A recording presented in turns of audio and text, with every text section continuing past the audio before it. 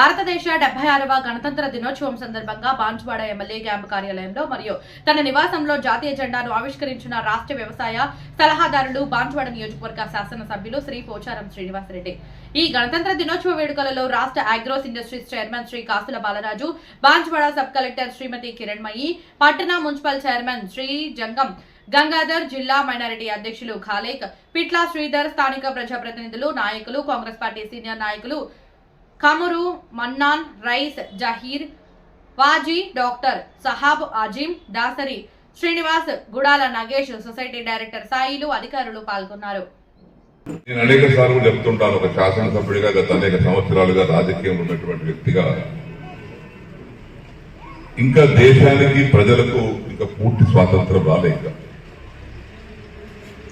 పూర్తి స్థాయిలో స్వాతంత్రం రావాలంటే ప్రజల యొక్క కనీస అవసరాలు తీరాలి. అప్పుడే నిజమైనటువంటి స్వాతంత్రం, బాబాసాహెబ్ అంబేద్కర్ గారు రచించినటువంటి విలువైనటువంటి గ్రంథానికి ఒక విలువ కలుగుతుంది, ఒక సార్థకత కలుగుతుంది. జస్ట్ 60 ఏళ్ళైంది ఇజ్రాయెల్ స్వాతంత్రం వచ్చింది, సేమ్ ఆగస్ట్ 1947. మరి ఇజ్రాయెల్ ఎక్కడ ఉంది, మనం ఎక్కడ ఉంది? కారణం చిత్తశుద్ధి లేకపోవడమే.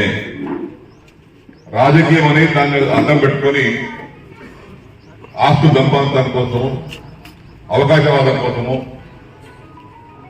ప్రజలకు ఇచ్చినటువంటి హామీలను నెరవేర్చకపోవడము, రైతులను మోసం చేయడము, ప్రజల మోసం చేయడము, ఇది ఒక అనవాయితీ అయిపోయింది దేశంలో.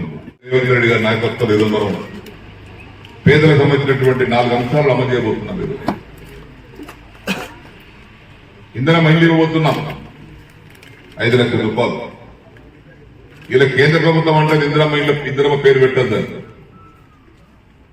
అరే నువ్వు ఇచ్చే 1,25,000 నీ వాటా అందరికి కాదు, అది కూడా కొంతమందికి. 3,75,000 రాష్ట్ర ప్రభుత్వం ఇచ్చినప్పుడు, ఇక్కడ ఇందిరమ్మ ప్రభుత్వం నడుస్తున్నప్పుడు ఇందిరమ్మ పేరు ఎందుకు పెట్టకూడదు? దానికి అభ్యంతరం ఏంటి? ఈ దేశానికి ఒక అంకితమైనటువంటి కుటుంబం అది. ఆస్తులను దేశానికి దానం చేసినటువంటి కుటుంబం.